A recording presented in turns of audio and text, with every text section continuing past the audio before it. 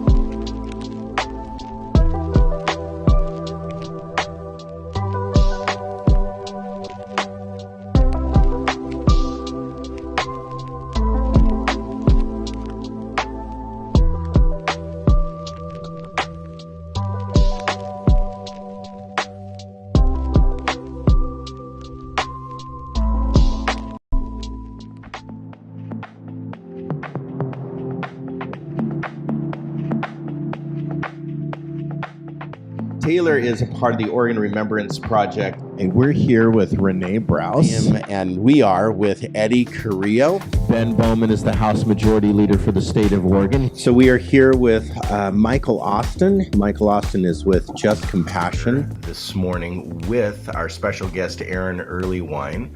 We are talking this morning about immigration.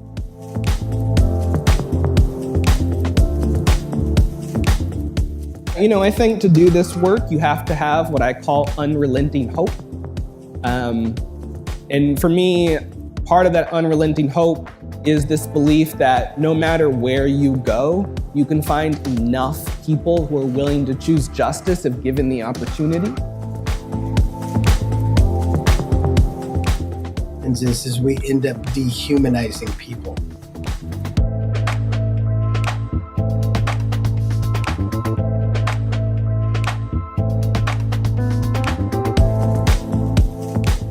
There is no greater determination of the value of life than the lives we are willing to take.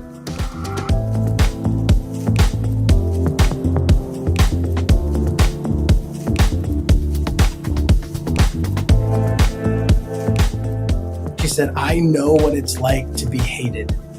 I know what it's like to be looked down upon because of who you are. And so I am here to protect you and to help give you support to know that you are not hated by everyone.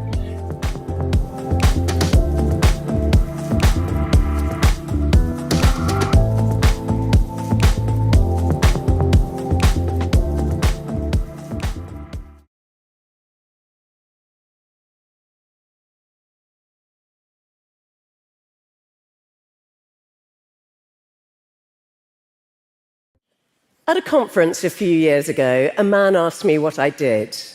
And I led a portfolio life, so I just rattled off a list. And I said, well, I write a political column for the Independent newspaper, I make radio programs for the BBC, I chair a think tank, I sit on a couple of commercial boards, I'm on the council of Tate Modern, and I am on the content board of Ofcom, our broadcasting regulator.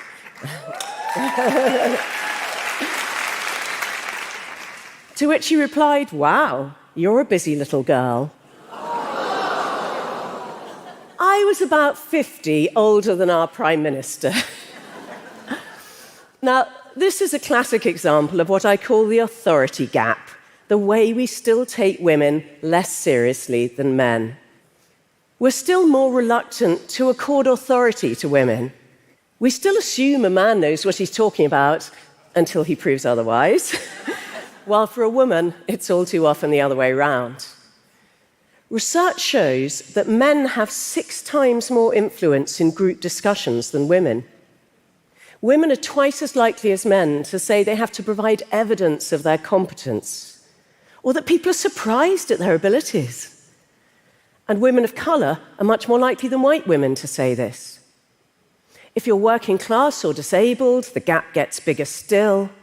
Basically, the further we are from the white, male, middle-class default, the wider the authority gap is. Now, I bet every woman listening has a tale to tell about being underestimated, ignored, patronized, interrupted or talked over, challenged, or mistaken for someone more junior, right? In fact, it doesn't matter if you are a president of a country, the CEO of a huge corporation, or a justice of the US Supreme Court. Female justices get interrupted 3 times more than male ones, 96% of the time by men. If you still need proof, though, a great test is to talk to people who've lived as both a man and a woman, because they're exactly the same person, with the same ability, intelligence, personality, experience. And if they're treated quite differently after they transition, that must be because of their gender. As scientists would say, we've controlled for all the other variables and isolated the only one that matters, whether they're seen as male or female. Now, while I was researching the authority gap, I came across 2 Stanford science professors who happened to transition at the same time in different directions. Ben Barres, who is a neuroscientist, was astonished by the difference it made to his life once he started living as a man. "I've had the thought 1,000,000 times," he said, "I'm taken more seriously." An academic who didn't know his history was overheard after one of his seminars saying, "Oh, Ben Barres gave a great seminar today, but then his work's much better than his sister's." Right? Meanwhile, Joan Roughgarden, who is an evolutionary biologist, told me that when she was still living as a man, she felt like she was on this conveyor belt to success. Her pay kept going up, she kept getting promoted. When she spoke, people listened. Once she started living as a woman, all that changed.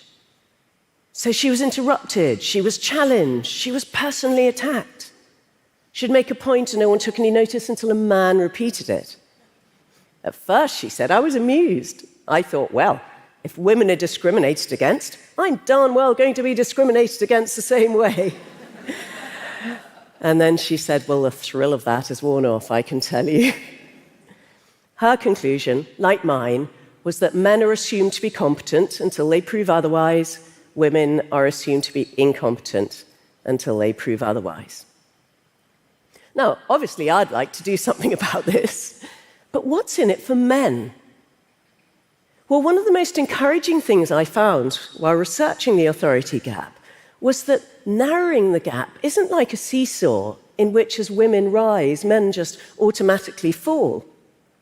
I mean, there might be the odd occasion when, if you're a man in direct competition with a woman and the bias against her is dissolved, she might just beat you on merit. But in almost every aspect of your life, greater gender equality is likely to make you happier, healthier, and more satisfied. There's been some fascinating academic research showing that both in more gender-equal countries and US states, and in more equal straight relationships, not only are the women happier and healthier, which you'd expect, less resentful, less exhausted, they feel more part of a team, and the children are happier and healthier, they do better at school, they get on much better with their dads, they have fewer behavioral difficulties. But more surprisingly, perhaps, the men themselves are happier and healthier. So they're twice as likely to say they're satisfied with their lives, half as likely to be depressed. They tend to smoke less, drink less, sleep better, take fewer drugs, and here's the absolute clincher, they get more frequent and better sex.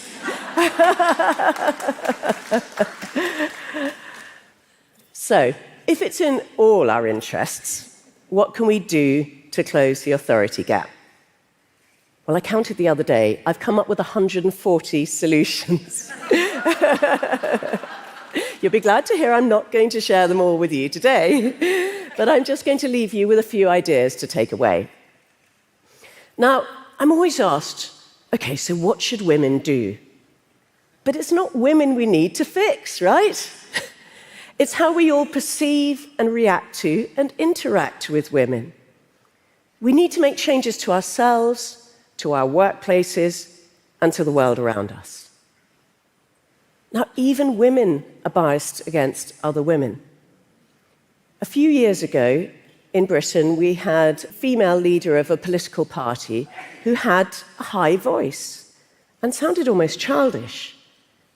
And when she came on the radio, I'd find it quite hard to take her seriously. But as soon as I had that reflex reaction, I'd say to myself, stop it. Listen to the content of what she's saying, and don't judge her by the pitch of her voice. We all need to notice when our brains are trying to trick us like that. It can also help to flip things round, to ask ourselves, would I have thought that, or said that, or done that, if this person had been a man rather than a woman? Would I have mistaken that male CEO for his assistant? Or would I have called a 50-year-old man a busy little